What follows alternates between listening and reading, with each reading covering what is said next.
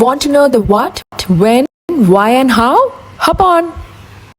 Hi, Rajinta. Hi, How are you? I'm good, thank you. So, since most of the time you have been behind the camera asking questions, now it is your turn to answer some questions. Are you ready? Sure, let's go. All right. Can you tell me a bit about yourself? I'm Rachinta. I'm from Sri Lanka. I have created this YouTube channel of Culture Quest with Rajli Why did you choose this particular focus for your content? because, like most of the people, the start of Culture Quest came with K-dramas and K-pop. After some time, it made me feel like it's more than that, and there's way more to it when it comes to the culture. It was very interesting, and I saw how much people are engaging with K culture, K-pop, K-drama. So I was a bit curious to know that side, and then I got into the culture, and I liked it, and I thought, okay, maybe I can contribute to it by try to get it from my lens, from someone abroad, from outside to see the K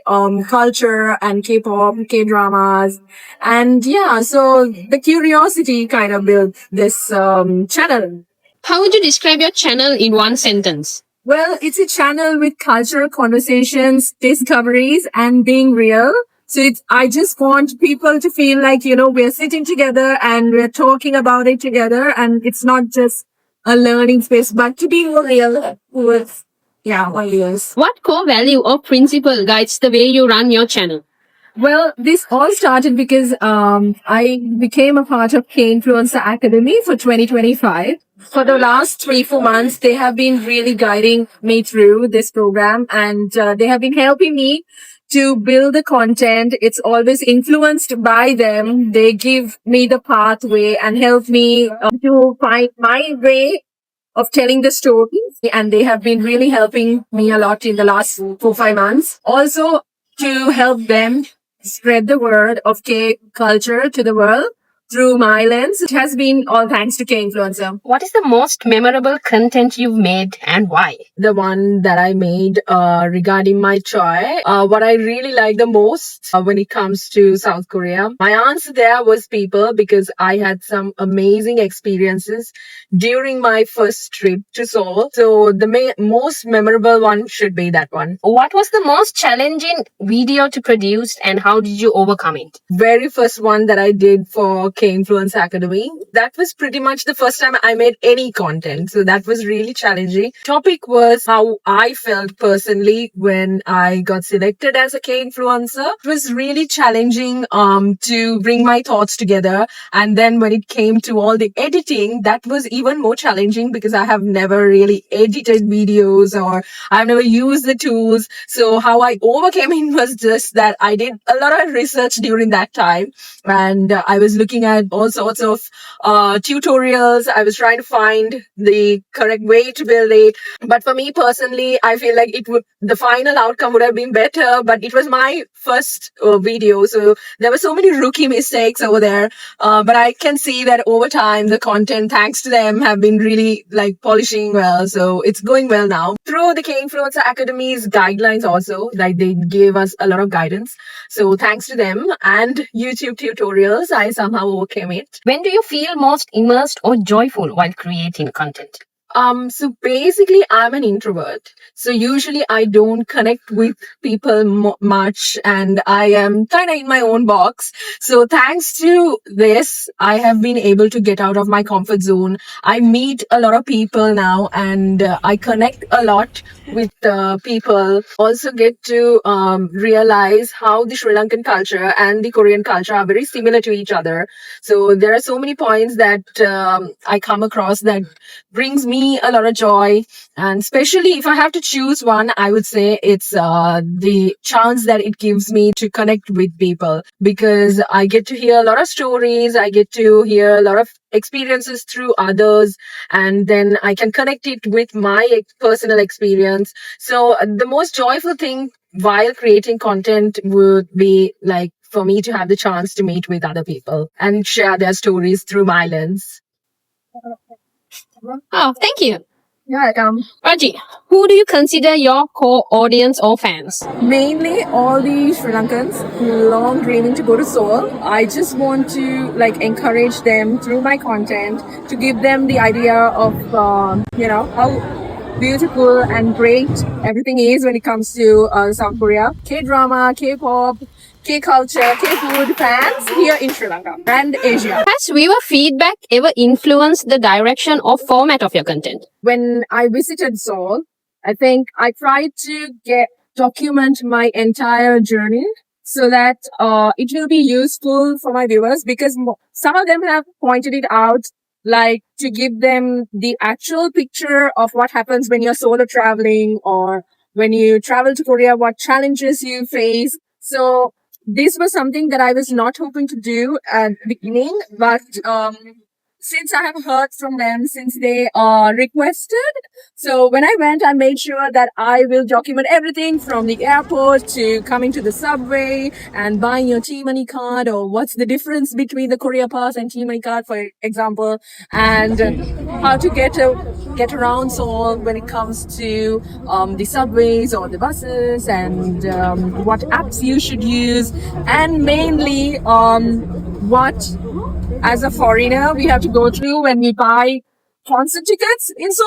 So these are the things that I actually documented, and I'm hoping to release this content in the upcoming weeks. What strategies have you used to build a stronger relationship with your audience? I think I try my best to be realistic, and I try my best to engage with my viewers when they comment or when they like, share. I try to talk to them and reply to their DMs. Try my best to notice the things that they like and try to build my content based on their preference so that it will be useful for them. And I try my best to engage with my audience as much as possible, show my gratitude towards them. Do you have any signature formats, series, or visual styles you often use? One of the things that I do is when I create a content, I know most of the time we are told to put an intro, but if you really read and research and see, best way to catch your viewers nowadays is within the first 3 seconds. So I personally believe if I put an intro and for first 3 seconds it's gonna go, it's just gonna be boring to someone who's gonna view it. So I personally don't put an intro. I just make sure that I straight away get to the point within the first 3 seconds. So that's one of the formats that I use. I use CapCut for thumbnails. I use Canva. So those are the actual only two tools that I use right now. What's the most important factor you consider when planning new content? Still, since most of my viewers are fans or admirers of K-culture, K-food, K-dramas, K-pop, so then my topics will be definitely the trending ones. So I would use the social media tools or other Google tools to find and research what are the trending topics, and I will definitely align my content through that and try to build the content related to that specific topic. How has your approach to content planning or production changed over time? So earlier it was more like just videoing everything and there was no script, but over time I realized that even the spontaneous ones needs a bit of a foundation and need to draft a script. It has to be a storytelling, because now I ask myself, like, when someone watch my content, what is it that they're going to take away from it? Or why should they watch it? So these two questions, yes, run in my mind because I try to think, is it something that I will be interested in watching? And also earlier, I wasn't used to edit a lot, but now I use more tools. So there's a lot of editing now, which I never did before. So I just make sure that the content is like 100% worthwhile for someone to watch it. Which aspect of Korean culture or K content has inspired you the most? I would say K content.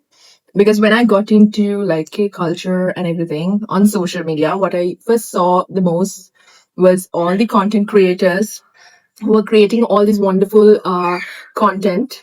And it really inspired me because it was all related to culture in South Korea, all the amazing places that you could visit, everything about food, all these attractions. So these are kind of the things that I personally didn't see through K-pop or K-drama. These are the things that I got inspired looking at other content creators. Have you ever experienced culture shock, misunderstandings, or surprising reactions while covering Korean topics? Well, I wouldn't say there were many culture shocks. Rather, I found that our cultures were pretty much similar. Some of the misconceptions that I had before I went, I used to see all this content where they say how hard it is for people who don't speak Korean to survive over there. They all turned out to be misunderstandings that I personally had. When I visited, I had wonderful experiences. Yes, there were ups and downs, but it is not the way it's shown on social media. Those are the things that I have faced in any other country that I have traveled solos. If you don't have the language, it's okay. You can still survive. People are very friendly.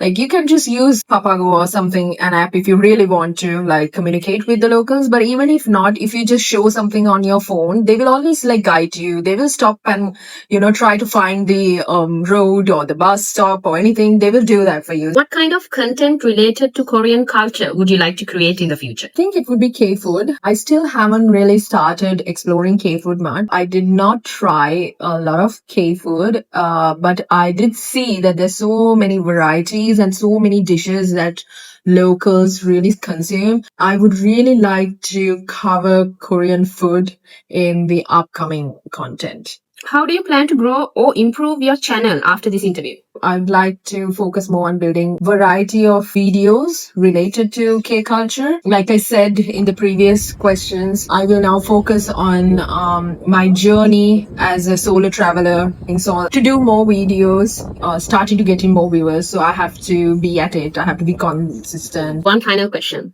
What message or impact do you ultimately hope to deliver through your content? The main goal is to get Sri Lankans, especially, to visit South Korea, just to tell the Sri Lankans that you all can visit South Korea. It's not expensive. You have to book that ticket. You have to go and see your favorite K-pop idols. It's not hard. You just need a little bit of research, and if you just plan, you can actually go. You can experience all these things to yourself. So just don't restrict yourself to Sri Lanka. Just go out there. I personally know so many admirers of K culture who are stuck here thinking, oh, it's very expensive to go to South Korea. No, if I did, anybody can do it. You just have to book that ticket. Going forward, also, I just want to help everyone from this side of Asia build their itineraries or their planning to go and visit South Korea. I just want to make sure that through my content, I will give the message every time that it is possible for everyone to chase their dream of visiting South Korea and maybe studying there. I don't know, but you can definitely make it work.